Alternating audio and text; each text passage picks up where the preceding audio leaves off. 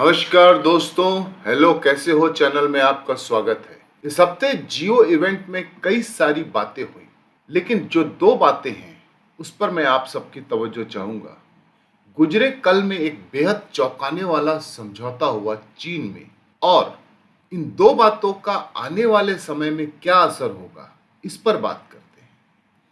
America के office of director national intelligence ODNI, जिसकी site पे आप जाकर के चेक कर सकते हैं, इस पे अमेरिका के सभी 16 सिक्योरिटी एजेंसी इनके अंडर आती है।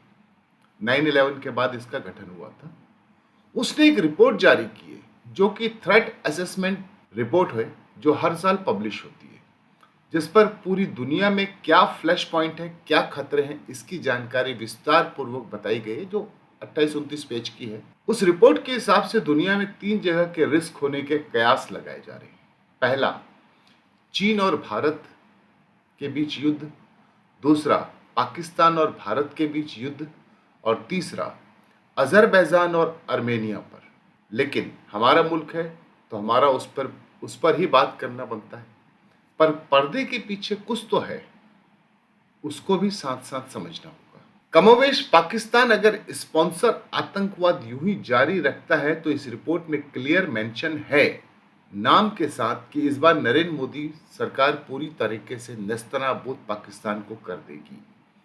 और चीन से युद्ध हुआ तो भारत कहां स्ट्राइक करेगा, पता है? कयास लगाइए। किसी के ख्याल में बीजिंग आएगा तो किसी को शंघाई सूझेगा, तो कोई और कुछ कहेगा। कुछ नहीं जनाब, इन शहरों में नहीं। अगर युद्ध हुआ तो दोनों देशों को सबक सिखाने को सिर्फ एक ही जगह है जहां पर क्लियर कट अगर स्ट्राइक करे इंडिया, तो एक तीर से दो शिकार हो जाएंगे।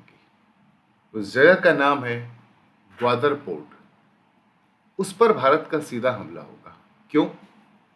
क्योंकि सीपैक चीन का इजाद किया हुआ है, जो पाकिस्तान के रास्ते ग्वादर तक जाता है, और पाकिस्तान उस प्रोजेक्ट पर अब तक चाइना से $26 अरब हजम कर चुका है, पर प्रोजेक्ट अभी भी अधूरा है। और इस पर अगर हमला हुआ तो सबसे ज्यादा चोट पाकिस्तान से ज्यादा चीन को होगी।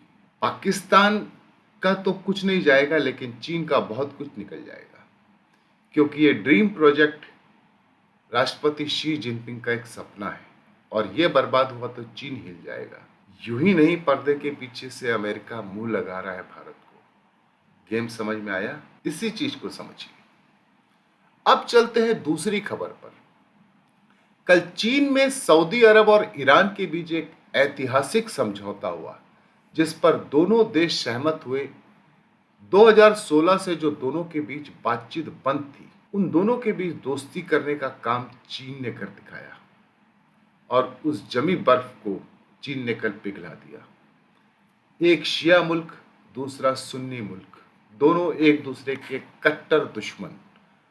दो दुश्मनों को मिलाकर के जो दोस्ती की एक मिसाल कायम करी है, उस बरसों पुराने अमेरिका के दोस्त सऊदी अरब को उससे छीन कर जब चीन ने अपने पाले में लिया, तो सोचो अमेरिका को कितना बड़ा धक्का पहुंचा है।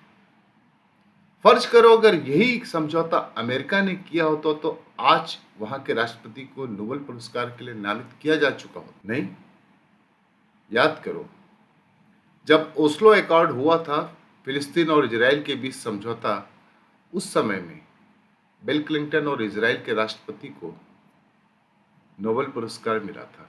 तो इस चोट को अमेरिका सह पाएगा? आपको क्या लगता है, वो चुप बैठेगा? नहीं जनाब।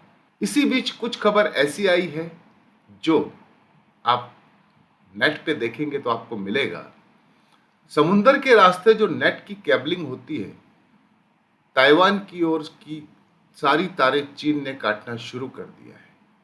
ठीक वैसा ही जैसे यूक्रेन के लिए रूस ने युद्ध शुरू होने से पहले किया था। अब चीन ताइवान पर कब कब्जा करेगा, ये तो वक्त ही बताएगा। ये चीन का अपना तरीका है, इसे चाहे उकसाना कह लो या अमेरिका को चिढ़ाना कह लो, पर पाकिस्तान और भारत अमेरिका और चीन की इस लड़ाई में मोहरे पड़ेंगी, इतना तो जरूर पक्का है।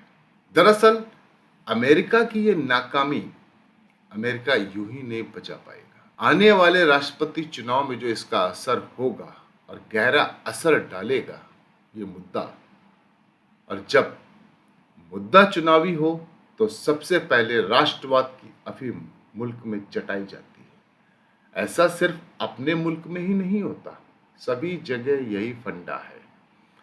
आहिस्ते आहिस्ते देखिए बहुत कुछ तेजी से परिवर्तित हो रहा है। बस थोड़ा सा नजर घुमा के रखिए। चलते हैं, अगले एपिसोड में कुछ नई एनालिसिस पर बात करेंगे। तब तक इजाजत दीजिए। शुभ रात्रि। नमस्कार।